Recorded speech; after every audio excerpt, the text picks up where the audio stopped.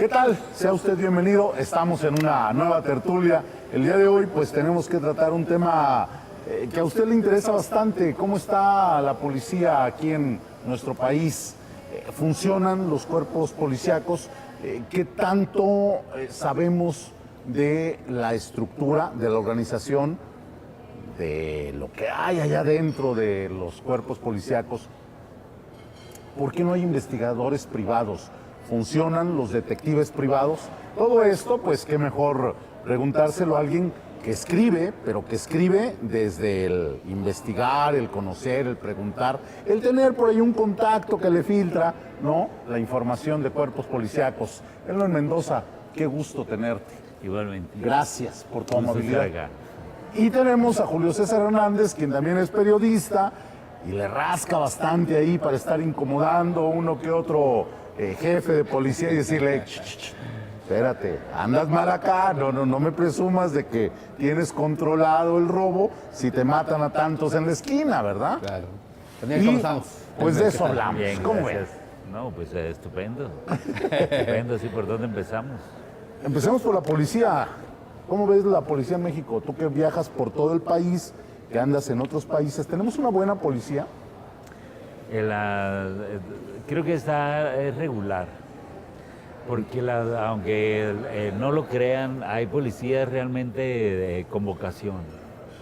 Yo he conocido varios policías con vocación y he conocido muchos policías con vocación que los han matado, o sea, justo por tener vocación.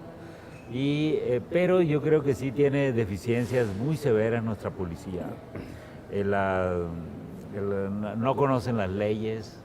No conocen, digamos, más que un método para detener a alguien y es que es culpable hasta que se demuestre lo contrario. O sea, ahora creo que lo quieren hacer al revés, ¿no?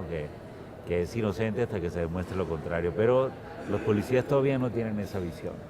Y es muy severo este asunto porque la mayoría de los policías reprueban la prueba ante el detector de mentiras.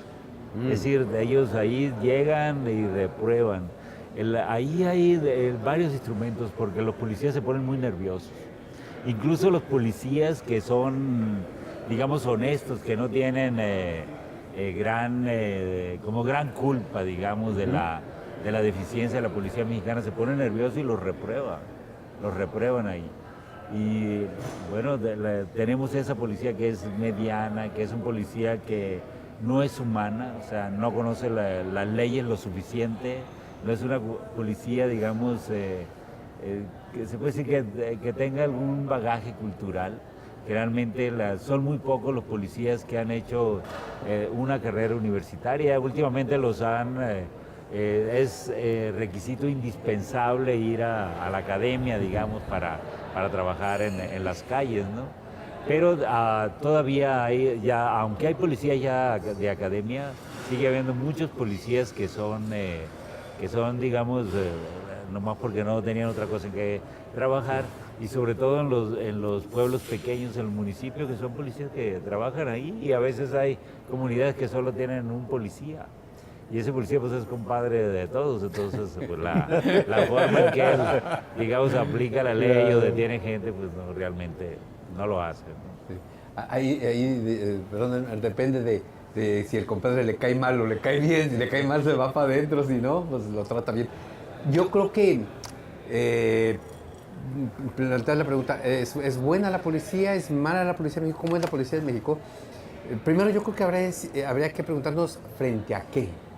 Frente a las policías de otros países similares, quizás poco conocemos de ellos. Frente al trato que le dan a las personas, al ciudadano, sí, bien dice Elmer, y bien dicen, ¿verdad? Tú fuiste detenido por tener cara fea y sospechosa, no porque realmente tengan el indicio de que cometiste algún ilícito. Sí, efectivamente. Que yo estoy en contra de eso, de que los detengan por la cara, porque no. Míreme, o sea, imagínese, uno no puede salir así, ¿no? Por favor, oigan. Cadena perpetua le ponen a uno. No, pero además, Yo creo que efectivamente no hay una formación real de policía. Hoy ya se exige, si mal no recuerdo, mínimo preparatoria para aquellos elementos que quieren ingresar a las policías. Pero ante la carencia de oferta, pues aceptan lo que sea. Y luego la capacitación en las academias, Esmer, no sé tú qué experiencia tienes ahí, pero lo que acá nosotros sabemos en la investigación periodística, pues no es así muy buena que digamos. A veces los tienen que sacar al vapor porque les surge tener ya elementos en la calle ante el crecimiento de la delincuencia. La capacitación en las academias hay que ver de qué manera son, precisamente cuando llegan candidatos a policías que apenas tienen la primaria y difícilmente van a ponerse a leer las leyes. Yo creo que tiene que ser una instrucción académica en las policías, en las academias de la policía, que vaya a la par entre, hombre, cuántos policías en los pueblitos principalmente no saben ni siquiera escribir, bueno, basta ver los reportes, ¿no?, que hacen, ilegibles, no se entiende. Yo creo que en ese sentido falta mucho, ¿no? Yo creo que hablamos de una policía deficiente en relación, desde luego, las comparaciones son inevitables. Sí. Los escritores mexicanos tenemos un nivel porque los comparan con los de otros países también, ¿no? Pero en las policías es esto, pero sobre todo porque la capacidad de respuesta que tienen, ¿sí? Y a veces la capacidad de respuesta no es la deseada porque no tienen la preparación, porque no tienen armamento. Para empezar. Sí, no tienen chalecos antibalas. Cierto. Sí, después de una guerra reciente que hubo en nuestro país, los policías fueron los primeros en protestar porque dijeron, oiga, ¿cómo vamos a enfrentamientos directos? No tenemos chalecos. Fíjense, una cosa tan elemental en el trabajo de la policía, ¿no? Entonces, aparte de la capacidad de respuesta y el armamento, digamos, esas pistolas que traen o los rifles, pues son realmente un armamento que funciona porque lo aceitan con frecuencia, pero enfrentarse al armamento última generación que traen los delincuentes, la delincuencia organizada, pues es muy difícil. Claro. Y ellos saben también que enfrentar a la delincuencia organizada con los recursos que tienen, lo único que pasa es que van a perder la vida, ¿sí? Y cada vez hay mucho más viudos de policías y muchas veces no hay quien haga nada, o sea, todos en qué nos vamos, pues sobre los policías, pero los policías tienen jefes, ¿sí? Y jefes muy altos, y el jefe máximo del ejército y de la policía pues es nada más que el presidente, o sea, y todo lo que pasa abajo, pues bueno. Hay un esfuerzo ahora que yo creo que tenemos que reconocer, que los señores de la Comisión Nacional de Seguridad ya tienen muy claro este asunto de los problemas reales de los policías, de los problemas concretos. Y estamos hablando de los policías de a pie. Y reconocen que va a costar muchísimo crear un cuerpo de policía en México consciente, preparado, capacitado no solamente con métodos de investigación, sino también en la utilización de armas y sobre todo también el momento de detener, o sea, cómo detienen. Sí, también eso que es un asunto grave. Pero ahora eso no está resuelto, apenas están como capacitando a la gente que va a capacitar a los policías. Exacto. Para que ese problema se resuelva. Me llama la atención que dentro de lo que es tus novelas policíacas, que tienen que ver con todo lo que sucede en el enfrentamiento con el narco, con un asesino, pues has tenido que revisar y estudiar los procedimientos. ¿Verdaderamente nuestra policía conoce los procedimientos legales para actuar? Yo creo que muy pocos, porque también tenemos policías que son abogados, por ejemplo. Los federales regularmente les piden ya la licenciatura. Sí, entonces ellos sí tienen más posibilidades de conocer, es decir, podemos como confiar en que tengan más conocimiento sobre el punto. ¿Pero los llevan a la práctica? No, pero son los mínimos, porque en un país como el nuestro, nosotros padecemos una delincuencia muy poderosa y una delincuencia muy rica y además una delincuencia que es muy desprendida. que es muy desprendida y que históricamente los mecanismos de control y de coerción que ellos tienen, pues es a través del dinero, en primera instancia. Y después, pues, es la amenaza y después, pues, hasta la acción donde los policías pierden la vida. Al menos algunos modelos de policías de los cuales yo supe, que yo conversé para crear Edgar el Zurdo Mendieta, pues son policías que han perdido la vida, y han perdido la vida porque se han mantenido.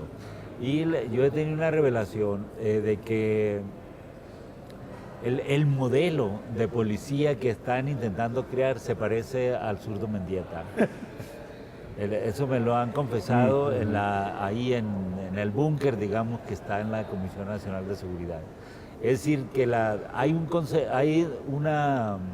una intención muy fuerte de aplicar la ley, pero frente a esa intención hay como un muro, una serie de obstáculos que lo impiden, y a veces son obstáculos que el mismo policía se pone, porque el policía está en un universo, y en un universo que es corrupto, ¿sí? Y él sabe que si él lo trata de aplicar, pues bueno, tiene que tener control sobre ciertos elementos que le son muy cercanos y muy íntimos, es decir, como colegas, y a los que tiene que controlar para poder aspirar a aplicar la ley.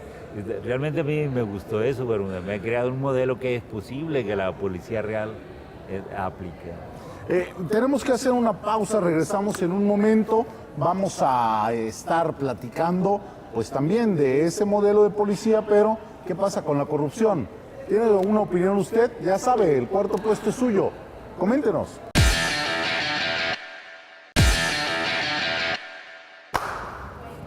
Y bueno, una cosa es la policía, otra cosa son los modelos, las intenciones, pero la realidad es que todos hablamos de una policía corrupta. Esto es nomás por hablar, esto es por experiencia o porque ya damos por sentado que un policía es corrupto. Bueno, a ver, ¿tú qué piensas? No, bueno, yo creo que sí hay esa idea, porque no hay otra manera de contrarrestar, no ha habido otra manera de contrarrestar esa imagen del policía corrupto, ¿sí? Yo puedo cometer el delito que sea, un delito menor, que inclusive hasta administrativo, que sé que me pueden levantar, encerrar de 12, 36 horas, pero basta con que le dé un billete al policía, y el policía creo que es una cadenita, porque el policía, pues, un billetito bien, no, pues me cae bien, llevarlo a casa o para mí mismo, y pues total, hombre, lo dejo libre finalmente, ¿no? Y todo es a nivel, según el nivel del policía y el nivel del delito y el nivel del delincuente, pues yo creo que es también el monto de económico que sirve para la corrupción. Se han trabajado sobre diversos modelos, que al menos eso nos dicen nuestros gobernantes, y nos lo ponen muchas veces como uno de los primeros objetivos de aplicar tal o cual modelo es para combatir la corrupción. Entonces quiere decir que ellos mismos aceptan que es un cáncer que dentro de las corporaciones ha sido imposible erradicar de otra manera, ¿sí?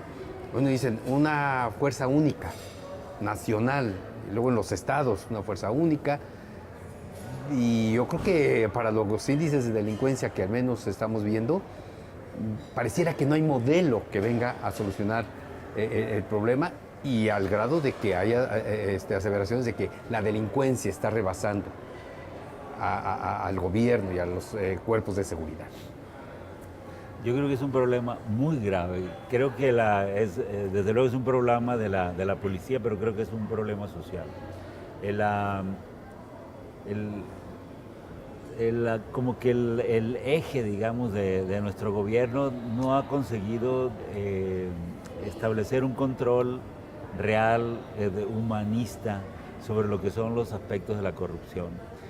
Y bueno, uno luego se entera de cosas que la Casa Verde, y que la Casa Verde es una novela de Vargas Llosa, por Dios. Sí, claro. Sí, por una Casa Blanca sería diferente. Eso sería otra cosa, ¿sí? Entonces, pero eso conlleva eso, ¿sí? Conlleva eso. Entonces, conforme desciendes, vas encontrando, digamos, elementos la confesión, pero no información, vamos, que sea posible de exhibir ante las cámaras o esto, ¿no? Eso es muy difícil porque como que todos están en un mismo cántaro y nadie se atreve a romperlo.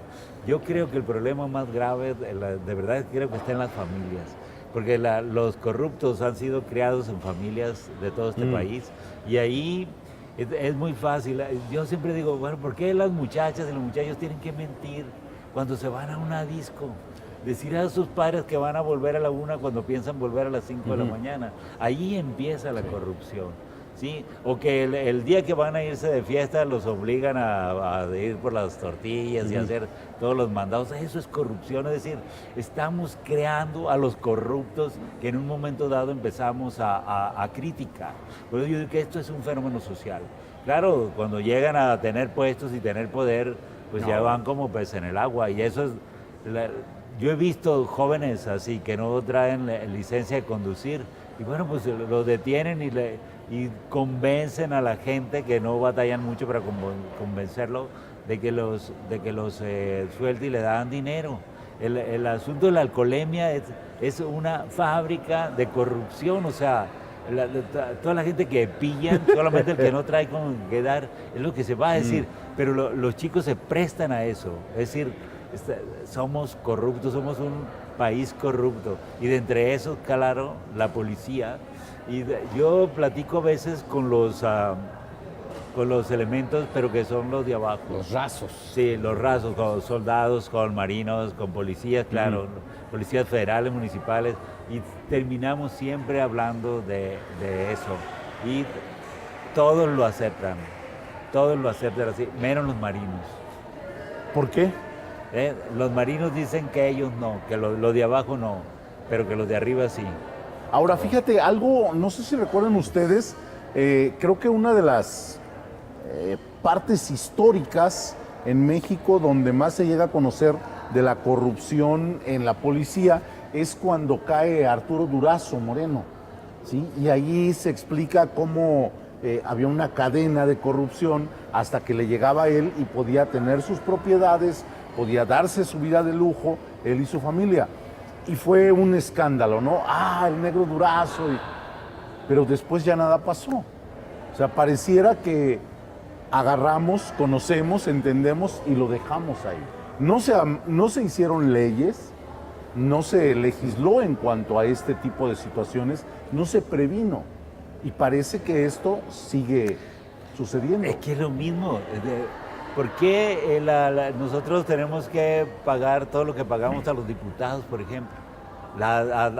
Está bien que tengan sus salarios, un trabajo, pero todo lo que tienen, gasolina, viajes, dietas, pagos de asesores, es decir, y aparte que si cometen un error no los podemos juzgar, porque tienen un fuero que los protege. Claro. ¿Sí? Entonces, ¿por qué? Si es el mismo trabajo. ¿Sí? Si yo me enfermo y tengo que pagar un hospital para que me cure, ¿sí? Ellos no tienen todo, absolutamente todo. Y aparte que siempre estamos dudando de su trabajo. Entonces, claro, jamás van a hacer leyes que se ocupe de esto, ¿no? Yo creo que tenemos que hacer el trabajo con la gente, o sea, a través de este programa, que lleguen a las personas, que reflexionen lo que está pasando en su casa, que vean lo que pasa con sus hijos, con los hijos pequeños, los hijos grandes, entre ellos mismos, y evitar ciertas prácticas. O sea, si lo que dije hace rato, si el joven ha pedido permiso para salir esa noche, bueno, pues va a salir, no pasa nada. Si no le cargan el trabajo, no, pues vas a salir, pues ahora te toca regar el jardín, o trapear, o barrer. Por favor, ¿no? Claro. Eso es corrupción. Yo creo que inclusive ahorita ese ejemplo que pones tú de Arturo Durazo y lo que habla Elmer de corrupción, hasta en un caso tan sencillo y simple pudiera parecernos el de que efectivamente, pues ahora haces más trabajo que si te fueras a quedar en casa. Ese es el gran error que creo que nosotros como sociedad no reaccionamos. ¿A quién ponen como jefes policíacos? O sea, ¿qué méritos tenía Arturo Durazo para haber llegado a donde llegó como jefe policíaco? Haber defendido al Jolopo en la primaria. Bueno, por eso a ese nivel llegamos. Y luego todavía se disfraza de general. ¿sí? Ah, claro. Y de los doctor medios y honoris todo el mundo le causa. dice general, o sea, es que ese es... Y por supuesto ellos se la creen, yo soy general, porque todo el mundo le dice general, ¿sí? No tenemos, y creo que ahí también está un punto importante del por qué el fracaso de nuestras policías es porque los mandos superiores de la policía no son policías, no saben lo que es andar entre la delincuencia, combatiendo la delincuencia, no saben portar un arma, no saben portar un uniforme y sin embargo lo portan, para mí, faltándole el respeto a quienes de veras son buenos policías, que se la parten día a día, que salen a sabiendas de que quizás no regresan a su casa con vida, pero eres el jefe de la policía y tú no tienes carrera policíaca, tú nunca hiciste carrera policíaca.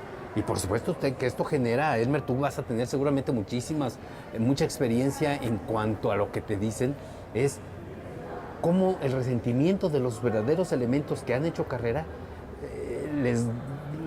cada vez se les hace más porque ven quiénes son los que llegan a los primeros niveles, quienes no hicieron carrera policíaca, quienes son el compadre del alcalde, del gobernador, del presidente, o sea, no hay ese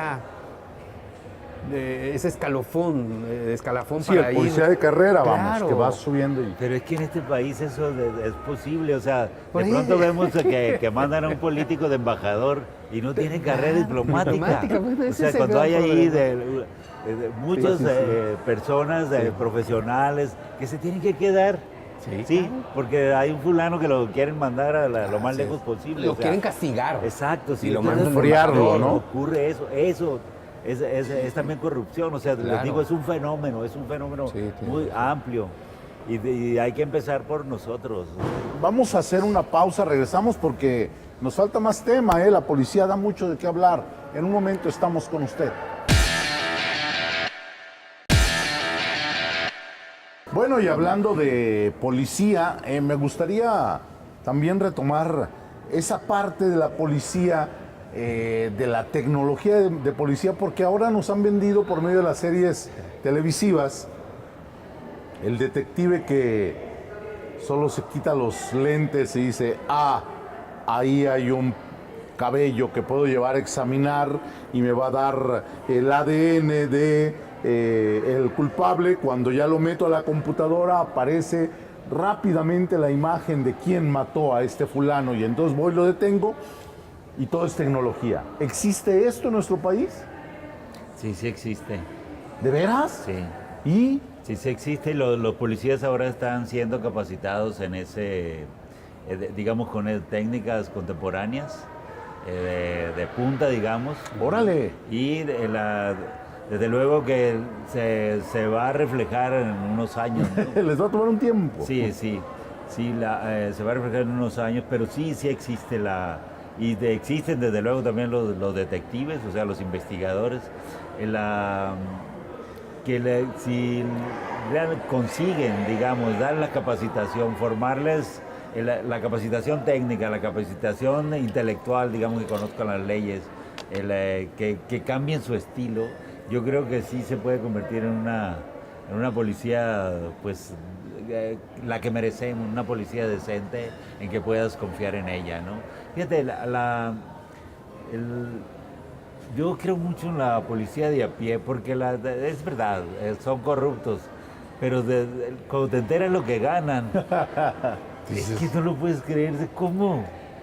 Sí, y aparte, si su pistola, que es una pistola que no funciona, cualquier cosa que le pase, él lo tiene que pagar. O sea, eso, Sí, por ejemplo, que se las tiene balas cambiar. también en algunos lugares las Sí, pagan, ¿no? Exacto, sí, entonces nuestros policías necesitan protección, necesitan entrenamiento, necesitan capacitación, pero también necesitan, digamos, que es necesario reforzarles su personalidad. Sí, pero sí existen esos sistemas de investigación así. Bueno, no, los que salen en la tele es otra cosa, ¿no? Pero ni los espías ni los policías son así, ¿no? Pues son más feos. Así. Pero No, bueno, sí, es que exactamente, esa es una imagen que nos han generado y creo que es algo aspiracional que han contribuido para la sociedad, ¿no? Ver estas series que a mí me sorprende cómo se multiplican. Y se multiplican no sé con qué razón, porque te presentan un grupo de investigadores y en Nueva York, en Miami, en Ajá. no sé, tantos lugares, ¿ves? Y todos con esa gran tecnología, Claro. que por supuesto dice uno, bueno, ojalá y aquí tuviéramos el 10% de eso. Pero como dice Elmer, a lo mejor sí lo tenemos, pero no lo sabemos. Y la gran duda es si tenemos investigadores que puedan hacer uso, que realmente exploten toda la tecnología que tenemos para hacer una investigación a fondo, interesante, que de veras nos lleve a detener a los culpables o al culpable. O sea, sí hay esa idea de ay, ojalá y nuestros policías fueran como los de la tele. Porque además, dice, a mí me gusta platicar con los de a pie.